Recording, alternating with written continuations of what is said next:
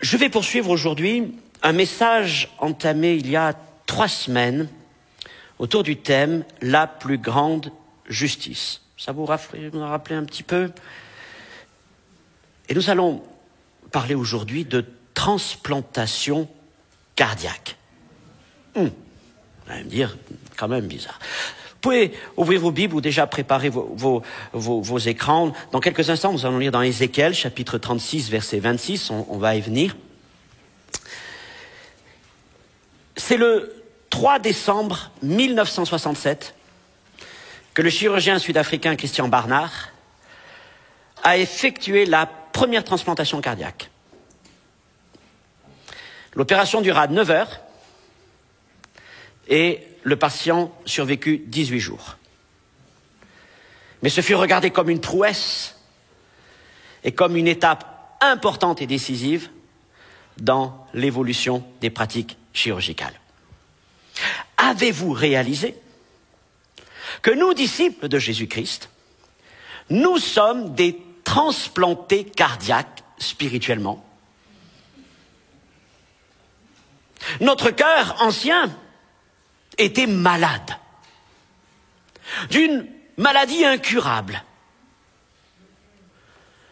Il était fatigué, à bout de course, épuisé, condamné, sans solution. Jusqu'à ce qu'un jour, un grand chirurgien vienne et nous opère au plus profond de nous en nous donnant un cœur nouveau. Un cœur qui bat au rythme de la justice de Dieu. Nous lisons dans Ézéchiel chapitre 36, verset 26, « Je vous donnerai un cœur nouveau. Je vous donnerai un cœur nouveau, dit le prophète, de la part du Seigneur, et je mettrai en vous un esprit nouveau. J'ôterai de votre corps le cœur de pierre, et je vous donnerai un cœur de chair. » Seigneur, c'est ta promesse, c'est ta parole. Et c'est vrai, nous étions malades, d'une maladie que rien ne pouvait guérir, d'une infection incurable. Mais tu es venu, Seigneur. Tu es venu pour nous restaurer. Et tu es venu, Seigneur, pour agir en nous d'une manière radicale, en opérant au plus profond de notre être, pour nous donner ce cœur qui bat au rythme de celui de Dieu. Seigneur, donne-moi d'exprimer ces choses avec grâce, avec persuasion, avec ton esprit, pour qu'elles soient vraiment paroles de Dieu qui agissent en nous. Dans le nom de Jésus-Christ, Père, je te prie. Amen. Alors, resituons-nous quand même au début de notre message de la semaine dernière, il y a 15 jours, 3 semaines, première partie. Nous étions avec Jésus dans l'évangile de Matthieu, chapitre 5, verset 20. Le Seigneur a devant lui une foule, et là, il leur dit cette parole quand même assez étourdissante. Vous devez pratiquer une justice qui surpasse celle des pharisiens et des scribes si vous voulez parvenir au salut, si vous voulez voir le royaume des cieux s'ouvrir devant vous. Pratiquez une justice supérieure à celle des hommes les plus religieux de son temps, les scribes et les pharisiens. Alors nous ne sommes pas restés sur ces gens, mais nous en sommes venus jusqu'à nous, et nous avons dit que quelque part, nous aussi, nous sommes incapables d'atteindre ce niveau de justice exigé par le Seigneur. Heureusement, Dieu n'en est pas resté là. Il n'a pas simplement regardé à notre injustice, mais il nous a donné une nouvelle justice. Une justice par la foi. Une justice révélée dans l'Évangile. Et cette justice peut se résumer en un seul nom, Jésus. Jésus, notre Seigneur, notre Messie. Et le point capital de ce que nous avons partagé dans le premier message, c'est que cette nouvelle justice de Dieu par la foi en Jésus-Christ n'est pas punitive, mais elle est réconciliatrice. C'est une déclaration de justice de la part du Seigneur, dans laquelle Dieu déclare juste des pécheurs, injustes, mais qui se laisse saisir par la puissance de l'Évangile, qui se laisse saisir par la grâce de Dieu pour aller à sa rencontre dans la repentance, dans le désir de changer de vie et bien sûr dans la foi. Et cette déclaration de justice de Dieu à l'égard d'hommes, de femmes, pécheurs, repentants et croyants s'appelle la justification. C'est la justice de Dieu pour nous, en notre faveur, dans laquelle donc Dieu déclare juste des pécheurs. J'en faisais partie. Et Dieu m'a déclaré juste. Non pas à cause de mes mérites, non pas à cause de ma religion ou même de ma famille, de ma généalogie, mais parce qu'il a eu pitié de moi. Parce que Christ a donné sa vie pour moi comme pour vous à la croix. Cependant, ayant dit ceci, n'oublions pas, malgré tout, la parole du Seigneur qui nous dit, eh bien, que Dieu attend de nous que nous pratiquions une justice qui surpasse celle des pharisiens et des scribes. Qu'est-ce que ça veut dire? Eh bien, il attend que cette justice qu'il nous accorde dans sa grâce devienne opérante dans nos vies. Alors, il ne s'agit plus simplement de la justice de Christ pour nous, mais nous allons parler aujourd'hui de l'œuvre de cette justice en nous. Et après avoir dit dans le premier message que la justice de Dieu en Jésus-Christ, cette nouvelle justice, est réconciliatrice, nous allons dire aujourd'hui qu'elle est transformatrice. La justice de Dieu en Jésus-Christ est réconciliatrice et transformatrice. Mon premier point. Les frères et sœurs, les amis, si nous nous contentons de dire « Tout va bien, je suis pardonné de mes péchés, je suis sauvé, mon nom est écrit dans le livre de vie, Dieu m'a donné sa justice, alléluia ». Mais qu'à côté de cela, rien ne se passe au niveau de nos pensées, de nos sentiments, de notre caractère, de nos paroles, de nos actions, de nos décisions, de nos relations, et on pourrait en ajouter, etc. Bien, quelque part, nous ne ferions pas mieux que les pharisiens de l'époque de Jésus. Oh, extérieurement, publiquement, très recommandable. Mais à l'intérieur, comme le dit le Seigneur, plein de ténèbres.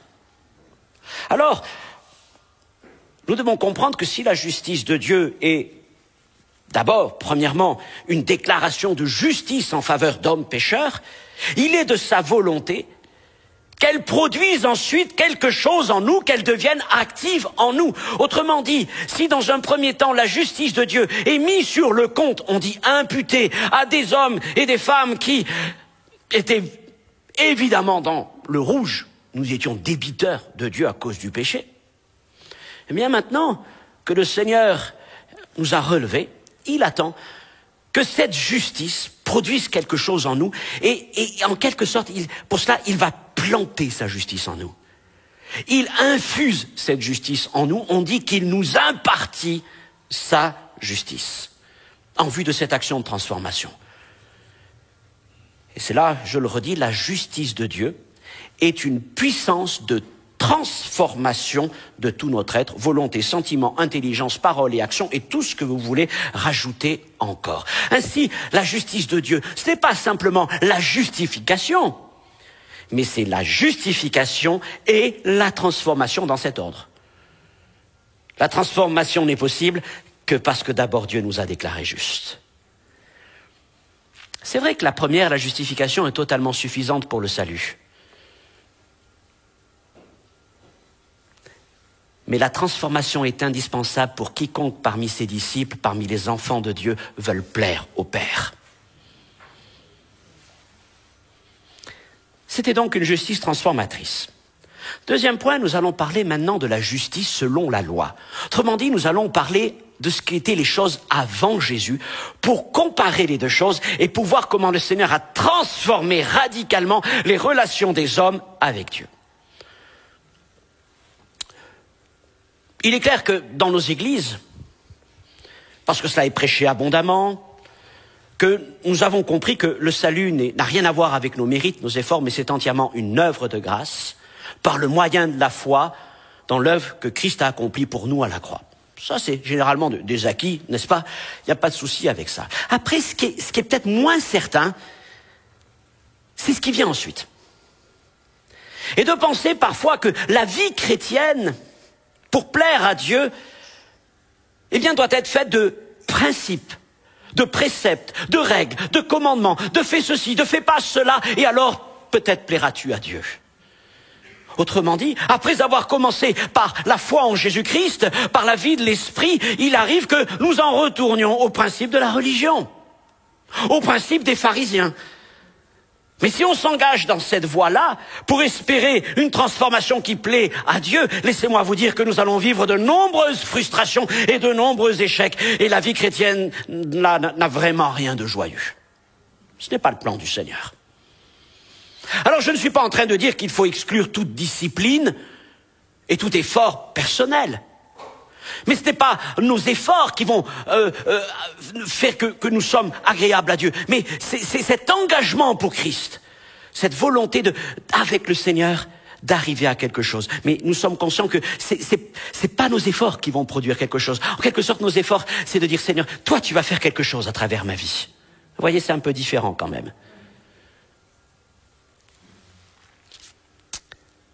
Paul écrit dans Romains 8, verset 30, « Il, entre parenthèses, Dieu, nous a justifiés. » Et il continue en disant, « Il nous a glorifiés. » Et ce « il », c'est toujours Dieu. Celui qui nous justifie est aussi celui qui nous glorifie. Glorifié, celui qui nous transforme. Celui qui nous a accordé le salut, c'est aussi celui qui veut nous transformer et qui va nous transformer. Et je trouve ça quelque part rassurant de savoir que la transformation comme le salut, ce n'est pas l'œuvre de mes forces et la conséquence de ma volonté, mais de celle du Seigneur. C'est lui qui est capable de cela. Parce que moi, je suis absolument incapable de me transformer. Je ne sais pas si vous avez essayé de vous changer, de vous améliorer. Alors, il y a un verbe que je déteste dans la vie chrétienne, excusez-moi, mais c'est vraiment un verbe que je n'aime. Il y en a quelques-uns comme ça, le verbe améliorer. Je veux m'améliorer. Non, je cherche pas à t'améliorer. J'ai beau chercher dans le Nouveau Testament, c'est pas un verbe biblique. Oui, perfectionner, mais ça c'est autre chose. Mais améliorer. Ne cherchez pas à vous améliorer vous-même. Parce qu'on sait qu'on n'y arrive pas. Mais plutôt se confier dans le plan du Seigneur, qui est un plan de transformation. Alors comment Dieu s'y prend-il donc pour transformer des pécheurs repentants, dorénavant justifiés, en hommes et en femmes glorifiés? Eh bien, il va faire deux choses. La première chose,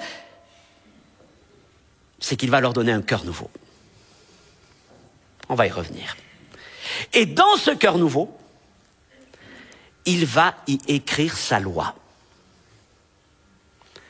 C'est ce que nous dit l'Épître aux Hébreux, chapitre 10, verset 16, qui reprend un texte du prophète Jérémie. « Je mettrai mes lois dans leur cœur, je les écrirai dans leur esprit. » Je mettrai mes lois dans leur cœur. Alors, c'est là que je parle maintenant de la justice selon la loi, pour comprendre l'importance de cette déclaration du Seigneur à travers les prophètes et rappelée par les apôtres. Considérons la situation du peuple sous Moïse.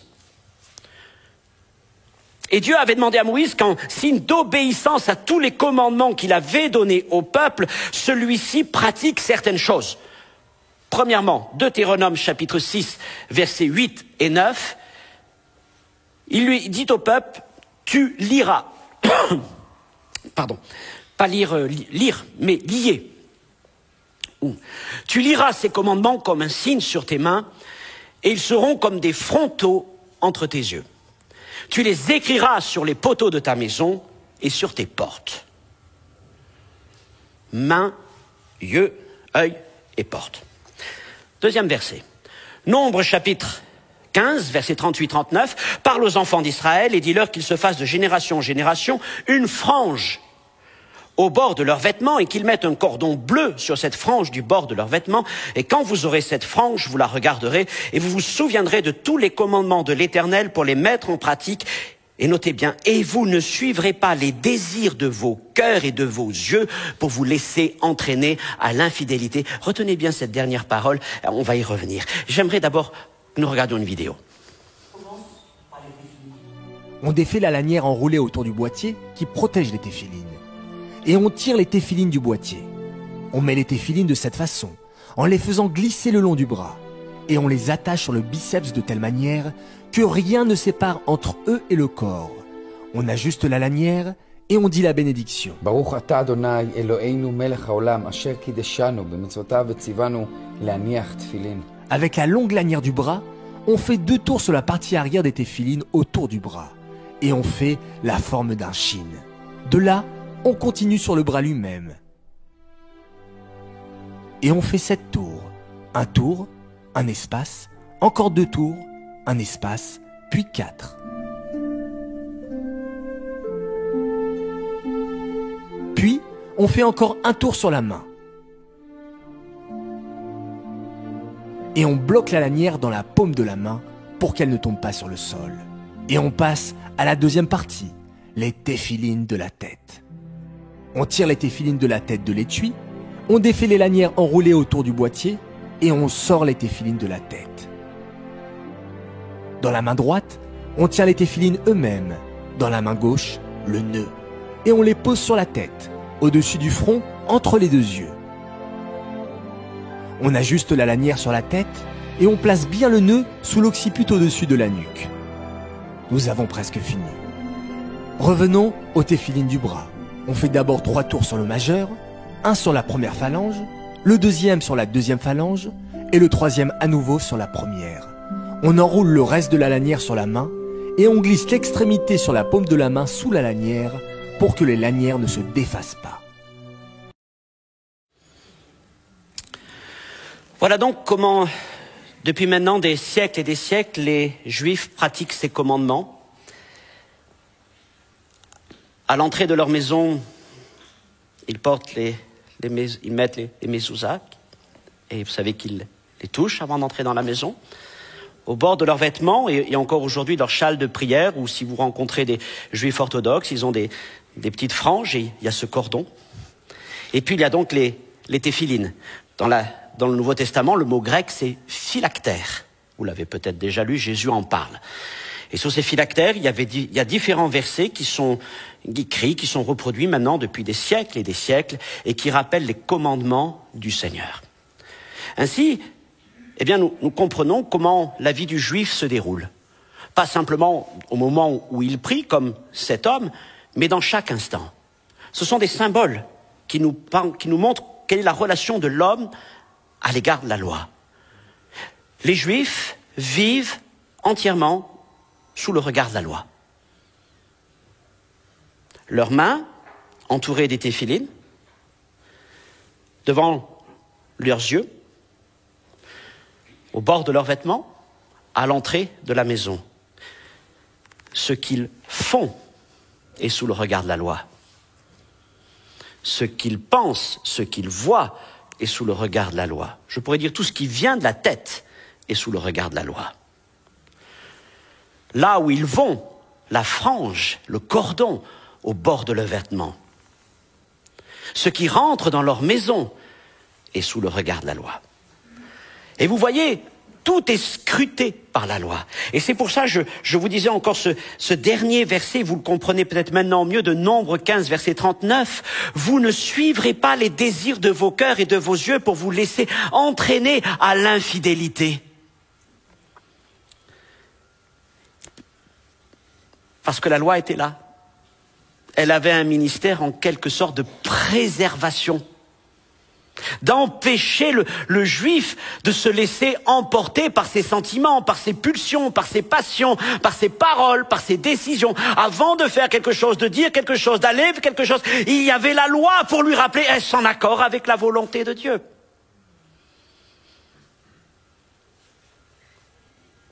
Ok.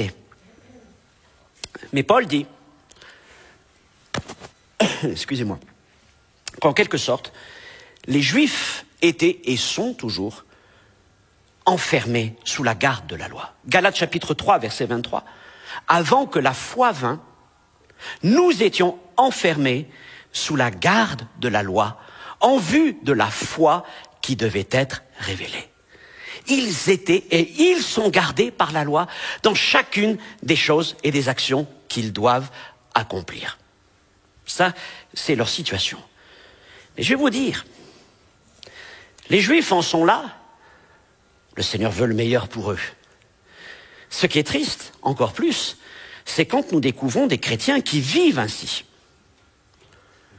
Nés de nouveau, ayant reçu la justice de Jésus-Christ et toutes les choses dont nous allons parler dans la suite, Malgré tout, nous les voyons mener leur vie chrétienne à la manière des principes de l'ancienne alliance, à la manière de ces Juifs. Ils ne vivent pas pleinement la bénédiction de la nouvelle alliance, mais ils vivent dans son ombre, ils vivent dans les principes de l'ancienne alliance, et leur vie est comme encore enfermée sous la garde de la loi. Ne fais pas ceci, ne fais pas cela, préceptes, commandements, règles, principes, et ceci et cela. Et ils n'ont pas compris que Dieu a mis en nous quelque chose de nouveau pour vivre d'une manière différente. Et nous allons en parler. Car quelle que soit l'emprise que la loi pouvait avoir sur ces hommes, les empêchant de se livrer à leurs instincts, elle ne pouvait rien amener à la perfection. Les Écritures nous le disent. Et en plus, la loi était transitoire, dans l'attente de la venue et la révélation de cette nouvelle justice. La loi était ainsi limitée, parce qu'elle avait en elle-même une faiblesse rédhibitoire. Qu'elle soit gravée sur des tables de pierre, ou qu'elle soit rappelée sur les téphilines ou les phylactères, dans tous les cas, elle demeurait extérieure à l'homme. Elle venait après ce qui s'était passé dans le cœur de l'homme. Or, le problème véritable de l'homme n'est pas l'extérieur, mais c'est l'intérieur. Et cet intérieur, c'est le cœur de l'homme. Et la Bible nous dit, Proverbes chapitre 4, verset 23, « Garde ton cœur plus que toute autre chose, car de lui viennent les sources de la vie. » Quelle source coulait de nos cœurs avant notre rencontre avec Jésus-Christ? Vous vous en souvenez encore, certainement. Mais nous savons qu'il y a toujours en nous ce combat. Et si nous n'y prenons pas garde, ces sources sont toujours là, comme des eaux dormantes, mais qui ne demandent qu'à se ranimer. Et nous devons veiller sur cela. Mais nous prenons garde à notre cœur. Le cœur de l'homme est irrémédiablement infesté par le péché. Est complètement dominé par sa puissance. Ce qui veut dire que, quel que soit, comme Jésus le dit d'ailleurs aux religieux, il dit vous portez de larges phylactères. Comme pour dire, voilà, nous sommes encore plus religieux que les autres. Mais il dit, mais quelle que soit la largeur de vos phylactères, aucun n'aura la puissance de contenir ce qui se passe dans vos cœurs. Dans le cœur de l'homme. Parce que ces forces qui agitent les hommes, même la loi ne peut les contenir. Ou autrefois, quand nous étions finalement, même sans la loi, même sans religion, ce que vous voulez, on était libre de faire ce qu'on voulait. Et alors, et puis, un jour, quelque chose de nouveau est venu, peut-être la crainte de Dieu, ou alors vous avez été élevé dans des principes religieux, quelle que soit peut-être votre religion passée, et finalement, des principes sont venus pour essayer de contenir ce qui se passait en vous. Ces principes nous disaient, tu ne peux pas faire ceci, tu ne peux pas faire cela, ok, bon, on a essayé de réfléchir, mais ça n'empêche que, il y a beau avoir des principes pour contenir, mais à l'intérieur, ça bouffe.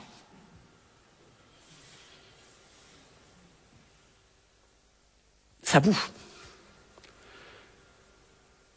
Et le Seigneur est venu pour changer tout ça. Qu'est-ce que le Seigneur est venu faire? Il n'est pas venu changer les phylactères. Il est venu changer le cœur. Il est venu pour faire une opération radicale, une transplantation cardiaque. Il a fait le diagnostic.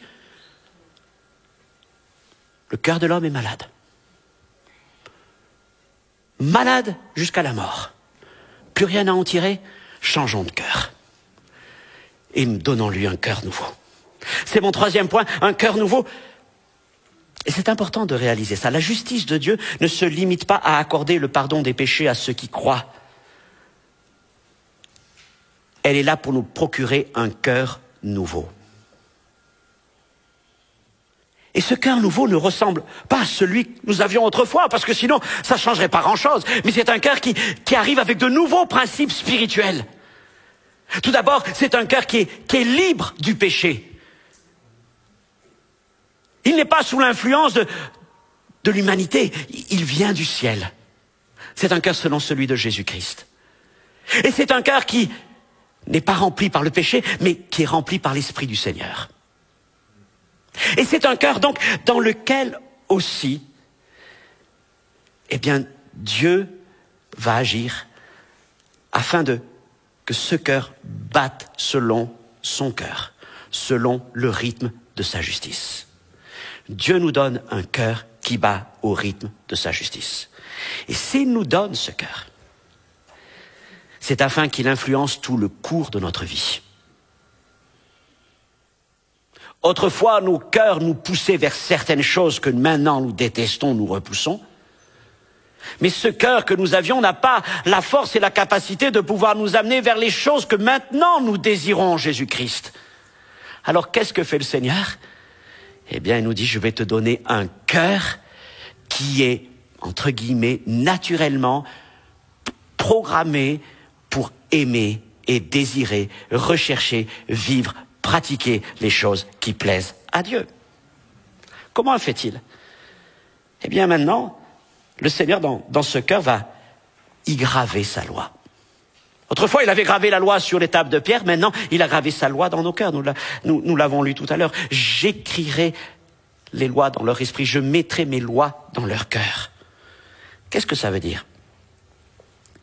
Ça veut dire que si autrefois la loi était extérieure et elle était en quelque sorte contraignante, essayant de contrôler les passions de l'homme, les pulsions de l'homme, eh bien maintenant c'est complètement différent. La loi est au plus profond de nous-mêmes. Elle est dans notre cœur. Elle est aux sources même de notre vie. Et de ce cœur, eh bien jaillit une nouvelle inspiration. Quand autrefois mon cœur faisait jaillir constamment des choses impures et souillées à travers mes pensées, mes paroles, mes actions, mes décisions, mes relations, tout ce qui pouvait couler de mon cœur, eh bien maintenant, de ce cœur nouveau que Jésus a mis en nous, de ce cœur ne peuvent couler que des choses qui glorifient Dieu. Parce que ce cœur ne peut pas pécher. C'est étonnant ce que je dis là. Mais on y reviendra, c'est l'apôtre Jean qui le dit dans sa première épître. Ce cœur, cet homme nouveau ne peut pas pécher parce que la loi de Dieu est gravée dans son cœur, parce que l'Esprit du Seigneur est là, parce que ce principe de vie est en lui. Mon cœur nouveau ne peut pas pécher. Je vais me dire, mais comment est-ce que je pêche alors encore ? Parce que nous reconnaissons que nous péchons tous.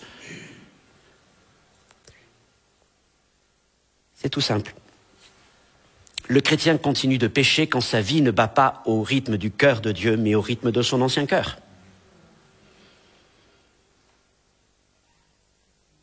Mais chaque fois que nous sommes en communion avec le Saint-Esprit, nous battons, notre cœur bat, et nous nous alignons sur la fréquence cardiaque de ce cœur nouveau.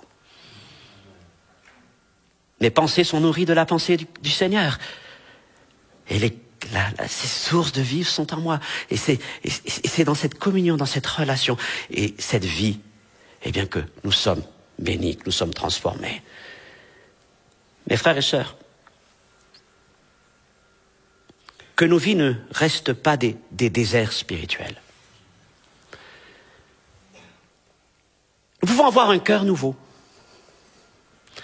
Mais si ce cœur ne relâche pas les fontaines d'eau vive, à quoi cela sert-il ? Or, vous voyez, il arrive trop souvent que nous disions au Seigneur, je te donne mon cœur. Sauf que le Seigneur ne désire pas simplement notre cœur, mais l'apôtre Paul nous dit, offrez vos corps. Offrez vos corps. Et l'une des grandes étapes de la vie chrétienne, c'est le jour où nous comprenons que le Seigneur ne demande pas simplement nos cœurs, mais qu'il demande nos corps et que nous disons, Seigneur, je te donne mon corps. Et quand nous disons je te donne mon corps, ça veut dire que ce n'est pas simplement je te donne cette carcasse, mais ça veut dire que je te donne tout ce qui se passe à l'intérieur. Ça veut dire aussi que je te donne tout ce que je fais avec ce corps, tout ce que je dis avec ce corps, etc., etc. Je te donne tout ce qu'il y a à faire à ma vie. Je me donne à toi, Seigneur mon Dieu, parce que tu vois ma vie dans quel état elle est. Et si on se contente simplement de dire Seigneur, de temps en temps, c'est vrai que dans ma vie chrétienne, il y a un bassin d'eau, c'est un bassin merveilleux. Je vais y boire, Seigneur, de temps en temps, ça me fait du bien. Parce que notre cœur est comme un bassin d'eau, n'est-ce pas ? D'eau fraîche. Mais voilà, si nous nous contentons simplement d'aller y boire, quand ça fait du bien, quand on a besoin d'être dans la présence du Seigneur, quand on a besoin, on se dit non, là j'ai vraiment besoin que tu interviennes. Ok, bon, ça va faire du bien. On a bu un bon coup d'eau fraîche. Quand il fait chaud, c'est bon. Mais je vais vous dire, si la vie chrétienne, c'est simplement avoir un bassin d'eau fraîche, nous passons à côté du projet de Dieu. Dieu a mis en nous ce cœur nouveau rempli du Saint-Esprit afin qu'il devienne les sources de la vie, qui se diffusent dans notre être entier. Et il y a ce besoin que cette justice de Dieu se diffuse dans notre vie. Et lorsque nous disons, Seigneur, mais je veux pas simplement boire de temps en temps, mais Seigneur, j'aspire vraiment à ce qu'il se renouveau. Seigneur, je pense à ce fleuve d'Ézéchiel qui coule là du temple de Dieu. Seigneur, et partout où ce fleuve passe, il apporte la vie. Et des arbres s'élèvent en majesté le long de ce fleuve. Du fruit est porté. Comme le texte nous a été lu tout à l'heure d'Ésaïe 61, Dieu fait de nous une plantation de justice. Et si ta vie est un désert, mon frère, ma sœur, c'est parce que tu ne laisses pas simplement, ces fleuves de l'esprit se libérer en toi. Mais je te dis que partout où passe l'esprit du Seigneur dans ta vie, partout jailliront des arbres à la gloire de Dieu. Il change les déserts en vertes prairies. C'est la promesse du Seigneur.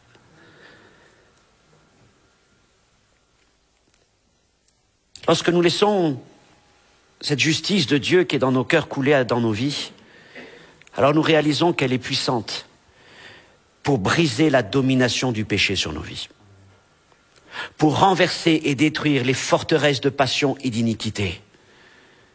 Combien de chrétiens sont encore sous la domination du péché, mes frères et sœurs? Lutte avec le péché, lutte avec des passions. Pourquoi?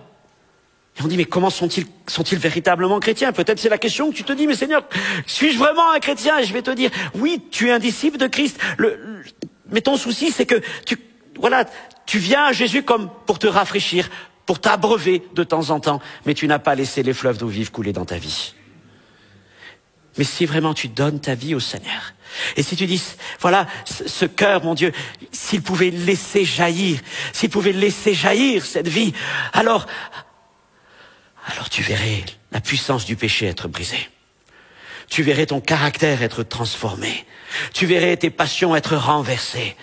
Et tu deviendrais un homme libre, une femme libre en Jésus-Christ. Il y a en toi une puissance de transformation. Dieu t'a donné un cœur nouveau, qui est rempli de cette grâce, de cette vie. Autrefois, de ton cœur naturel, malade, infecté, jaillissaient des choses impures et souillées, et qui souillaient ta vie, et qui non seulement souillaient ta vie, mais souillaient ton entourage, souillaient peut-être ta famille. Et aujourd'hui, Dieu change les choses. Et il ne les change pas par le commandement, mais il les change par la puissance du Saint-Esprit. Et la loi de Dieu et l'Esprit de Dieu sont dans ton cœur. Et si tu t'attaches à cela, eh bien ta vie sera transformée. Tu peux me croire. Ce n'est pas par nos forces, ce n'est pas par des phylactères, mais c'est par la parole du Seigneur et par son Esprit.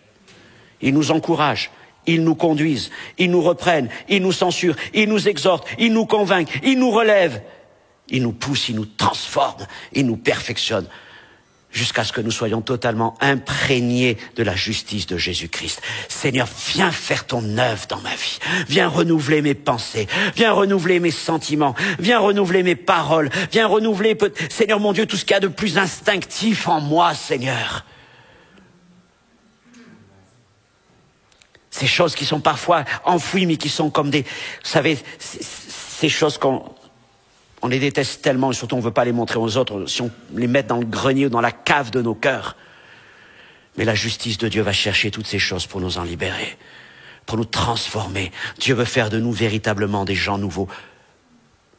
Voilà ce qu'est la puissance transformatrice de Jésus-Christ. Elle est en toi, par le cœur nouveau que le Seigneur t'a donné.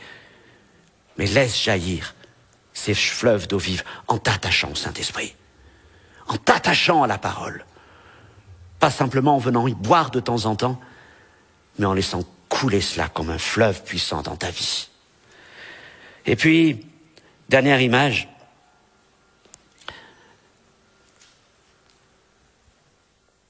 Que nos vies puissent battre au rythme du cœur de Dieu, au rythme de la justice de Dieu. À quel rythme battaient vos cœurs autrefois? Qu'est-ce qui faisait battre vos cœurs? Parfois, pour les garçons, une jolie fille qui passe faisait battre leur cœur. Et bien d'autres choses. Oh, parfois, c'était des choses tout à fait correctes, mais souvent, c'était des choses qui... Et nos cœurs étaient déréglés. Tachycardie, etc. Ça tournait pas rond. Mais le Seigneur nous donne un cœur nouveau qui bat au rythme de sa justice. Et quand nous sommes en communion avec le Seigneur, quand nous sommes en communion avec lui par sa parole et par son esprit, notre vie est alignée sur la fréquence cardiaque de notre Seigneur. Je vis selon les battements de mon Dieu. Mes pensées battent au rythme des pensées de Dieu. Mes sentiments battent au rythme des sentiments de Dieu. Mes paroles, mes actions, mes relations, tout cela bat au rythme du cœur de la justice, du cœur de mon Seigneur. Quelle est votre fréquence cardiaque aujourd'hui? Soyez alignés sur celle de Dieu. Et seul ce cœur nouveau a cette faculté de pouvoir battre d'une manière synchronisée avec le cœur du Père. Voilà le miracle de cette transplantation cardiaque que Jésus opère dans la vie de ceux qui se tournent vers lui. Je ne sais pas si parmi nous, certains ont eu des problèmes cardiaques. Oui, je vois un frère qui a été opéré il y a quelque temps, mais peut-être d'autres parmi nous aussi l'ont été. C'est vrai qu'après, il faut faire attention parce que ce cœur, il y a une opération, et encore plus quand il y a une transplantation par un chirurgien, c'est un cœur qui est quand même assez fragile. Mais je vais vous dire, le cœur que nous donne le Seigneur, transplantation cardiaque qui est produite par Jésus, il n'y a pas de problème de rejet. C'est un bon, et c'est un cœur solide, hein, parce que lui, il bat pour l'éternité. Il va pas battre pour 18 jours, même si depuis ça s'est amélioré, mais il va battre pour l'éternité. Il est fort, il est puissant, il est majestueux, il est saint. Et mon frère, ma sœur, chacun d'entre nous, et vous qui me regardez, je voudrais que vous réalisiez l'importance, quand on dit cette expression, c'est-à-dire, donne-moi un cœur nouveau, un cœur nouveau. Des fois, oh, c'est un peu une jolie image. Non, c'est une puissance pour notre vie. Parce que si ce cœur-là, je ne parle pas du spirituel, mais si le cœur de chair, il va mal, hein, certains peuvent en témoigner, on va très mal. Et quand il va bien, tant mieux. Mais le cœur nouveau, veillons sur d'être bien connectés à lui. Hein, que les artères soient débouchées par une bonne relation avec le Saint-Esprit. Parce que si nous consommons des choses qui ne sont pas, selon la grâce du Seigneur, trop des sucreries du monde, faites attention que ça finisse par encrasser les artères. Et c'est ça qui bouche. Ce sont plein d'images que je donne, mais finalement, comme vous pouvez y sentir cette sensibilité spirituelle. Mais si nous gardons tout ce qu'elle a, fluide, par une bonne hygiène spirituelle, comme il nous faut une bonne hygiène physique, eh bien, je vais vous dire, notre vie va battre au diapason de celle de notre Seigneur. Et c'est là, réaliser la puissance de ce cœur que Dieu vous a donné. J'étais malade, j'étais cardiaque, profondément malade. Mon cœur n'en pouvait plus. Et Dieu m'a donné un cœur pour l'éternité, qui passe selon le sien. Ça, c'est la justice de Dieu. Alors, nos amis pharisiens qui aimaient Dieu, où ils avaient la crainte du Seigneur, c'était des gens pieux, ne pas en douter. Et ils vivaient toute leur vie avec ce désir de plaire à Dieu.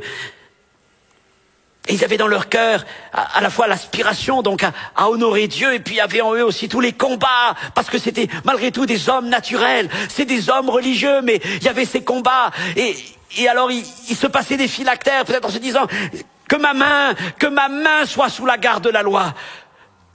Que mes yeux soient sous la garde de la loi.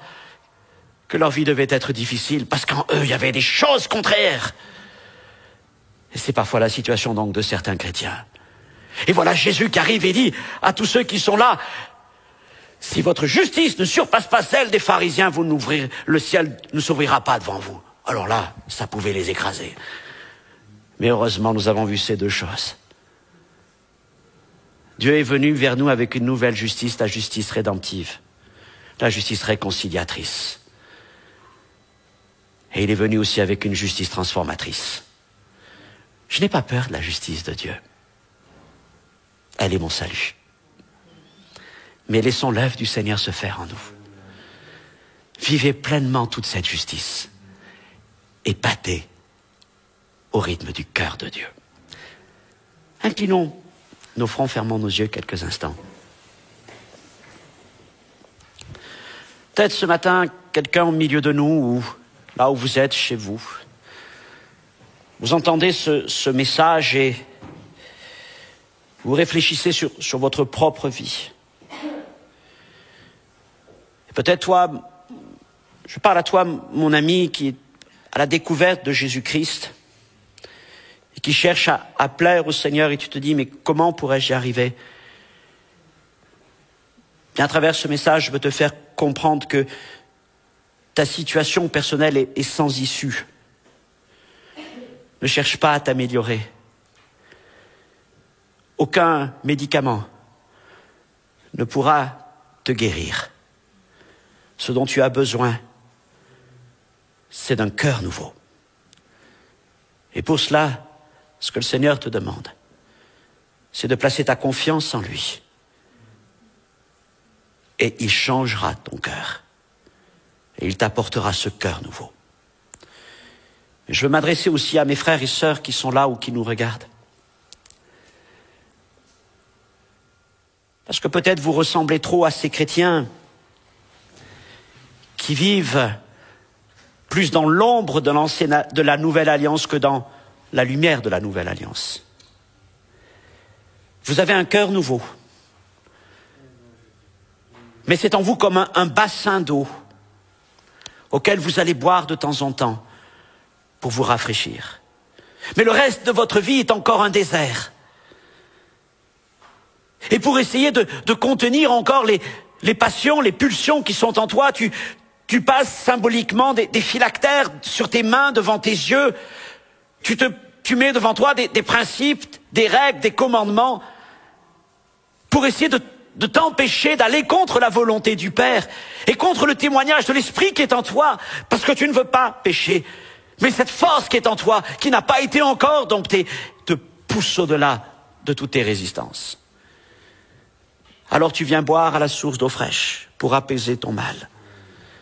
Mais le Seigneur te dit, ne regarde pas ce cœur nouveau simplement comme un bassin, mais regarde-le comme une source.